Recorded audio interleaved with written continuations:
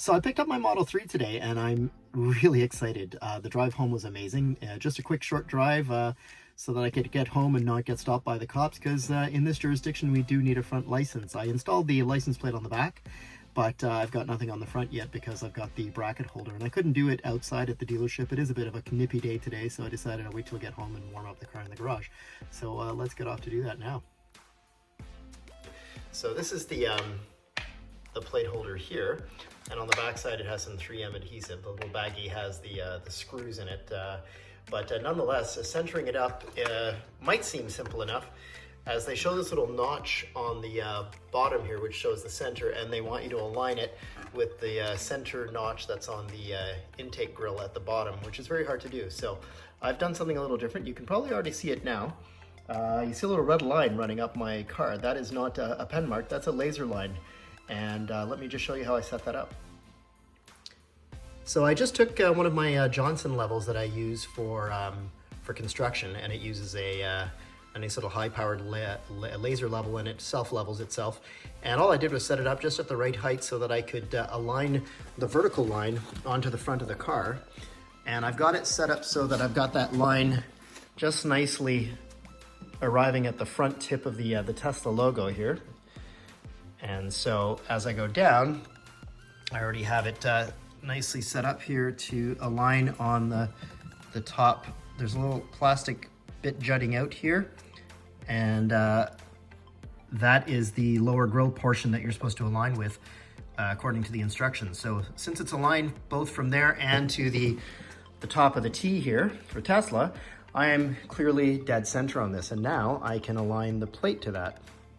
So this is just me doing a little bit of a dry fit here. As you can see, there's a little notch on the plate right dead center, which makes it easy to align. So as long as I'm moving across that and I set up directly centered on that, I'll be centered. On the bottom of the plate holder, you can see that it's a lip that's set up like this. Obviously it installs like that. And as long as it's nice and snug up against the bottom part of this bumper here, then the rear adhesive, which is on an arc here, will slot in very nicely to the arc of the bumper here. And if you press it nicely in, it will stick, no problem. Now, the one piece of advice that I have is the following, is that you bring your car into a garage and turn on a bit of a space heater or whatnot, depending on the time of year. This is Canada, so it's a little bit cooler, even though we're in spring now.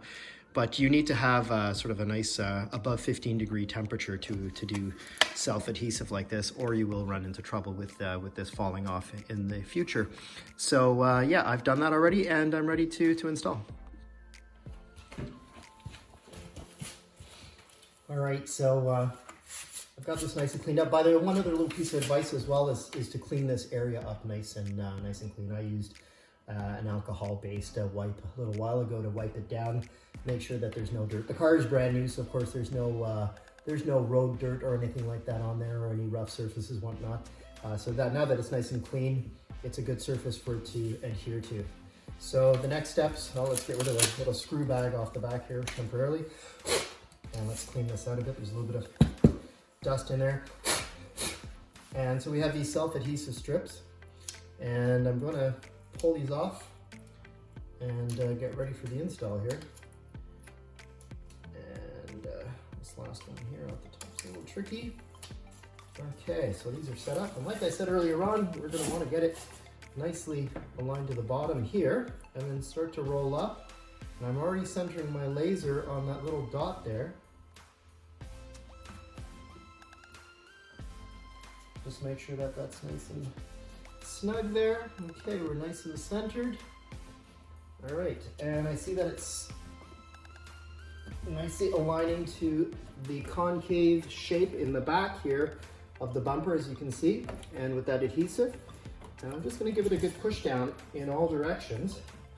I'm looking in from the back side to see if there's any gaps back here, and giving it a good press. I can see quite clearly that the adhesive is following the contour very well, and it's sticking. Give that a good press in all around.